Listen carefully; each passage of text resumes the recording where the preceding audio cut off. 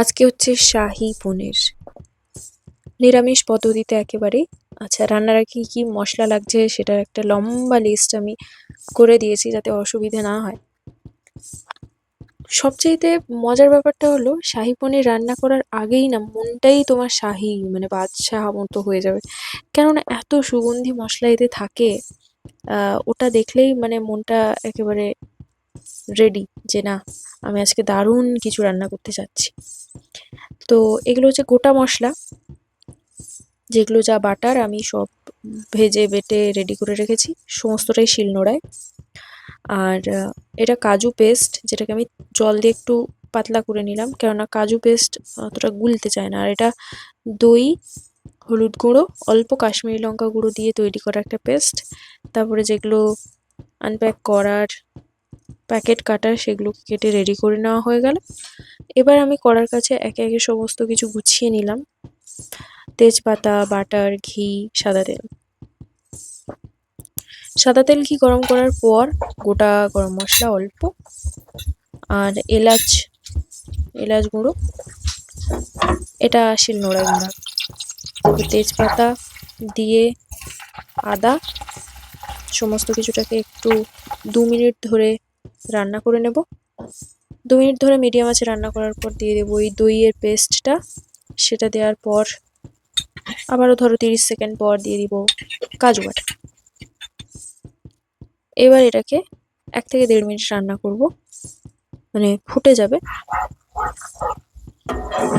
এবার যখনই একটু ফুটতে শুরু করবে তখনই দিচ্ছি টমেটো বাটা। টমেটো বাটার মাত্রাটাই আলাদা, মানে এরা সব কিছু মিলেমিশে একাকার হয়ে যে স্বাদটা তৈরি করবে না, দারুণ। তারপরে এখানে দিচ্ছি আমি কি গরম মশলা অল্প একটু। এটাকে রান্না হয়ে যেতে দেব 1 থেকে 1.5 মিনিট। তারপরে লাস্টের দিকে আমি অ্যাড করছি বাটার। ওই ছোট্ট কিউবের মতো বক্সে যা ছিল সমস্তটাই উড় করে দিয়েছি। তারপরে তুমি হ্যান্ড ব্লেন্ডার, মিক্সিতে এটাকে থিন পেস্ট বানাতেই পারো। আমার কাছে ছিল নেটেই আমি পেস্টটা থিন পেস্ট বানিয়ে নিয়েছি। এবার সাদা তেলটা একটু বেশি করে নেব, চিনিটাকে ক্যারামেলাইজ করব। মানে দেখো, তেলে চিনি দিয়ে 1.5 থেকে 2 মিনিট ওয়েট করলে খয়েরি একটা রং এসে যাবে। তখনই আমরা যোগ করব কাশ্মীরি লঙ্কার গুঁড়ো। ছোট্ট প্যাকেটে যা কাশ্মীরি লঙ্কা ছিল সবই দিয়ে দিয়েছি। তারপরে ওই পেস্টটা দিয়ে লবণ দিয়ে দিলাম। লবণটা অবশ্যই মাথায় রেখে দিতে হবে, কেমন কতটা তরকারি রান্না হচ্ছে সেটার বেসিসে। এখানে আমি 250 গ্রাম পনিরের যেহেতু রান্না করছি, এখানে আমার 1 টেবিল চামচও পুরোটা লাগেনি, 4/3 ভাগ।